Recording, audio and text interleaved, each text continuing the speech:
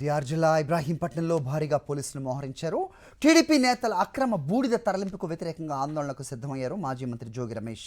నిల్వ చేసిన బూడిద డంప్ పరిశీలనకు వెళ్లేందుకు జోగి రమేష్ సిద్ధమవగా మూలపాడు వెళ్లకుండా జోగి రమేష్ ఇంటి వద్ద పోలీసులు భారీగా మోహరించారు. 144 సెక్షన్ అమలులోకి తెచ్చారు. తమను వెళ్లనివ్వాలంటూ పోలీసుల కాళ్లు ముక్కి వేడుకున్నారు వైఎస్ఆర్సీపీ కార్యకర్తలు.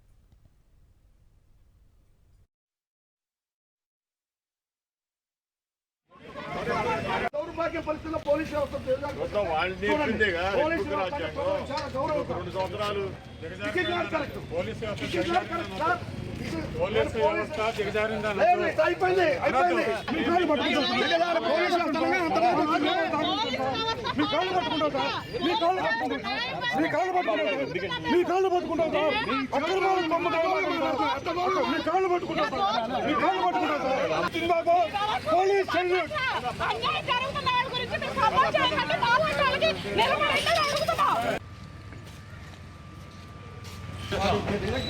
పర్మిషన్ వైలేట్ చేస్తే మేము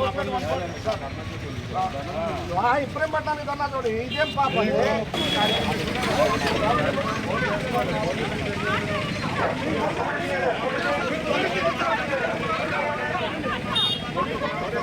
దౌర్భాగ్య పరిస్థితుల్లో పోలీసు వ్యవస్థ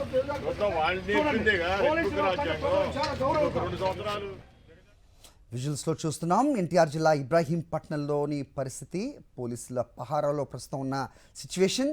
ఎన్టీఆర్ జిల్లా ఇబ్రాహీంపట్నంలో భారీగా పోలీసులు మోహరించారు. టీడీపీ నేతల అక్రమ బూడిద తరలింపుకు వ్యతిరేకంగా ఆందోళనకు సిద్ధమయ్యారు మాజీ మంత్రి జోగి రమేష్. నిల్వ చేసిన బూడిద డంప్ పరిశీలనకు వెళ్లేందుకు జోగి రమేష్ సిద్ధమవగా మూలపాడు వెళ్లకుండా జోగి రమేష్ ఇంటి వద్ద పోలీసులు భారీగా మోహరించారు. 144 సెక్షన్ అమలులోకి తెచ్చారు. తమను వెళ్లనివ్వాలంటూ పోలీసుల కాళ్లు మొక్కి వేడుకున్నారు వైఎస్ఆర్సీపీ కార్యకర్తలు.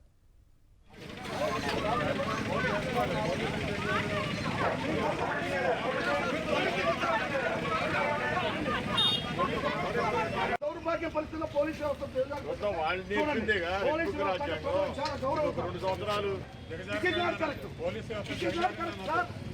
పోలీసు వ్యవస్థ దిగజారిందా అయిపోయింది.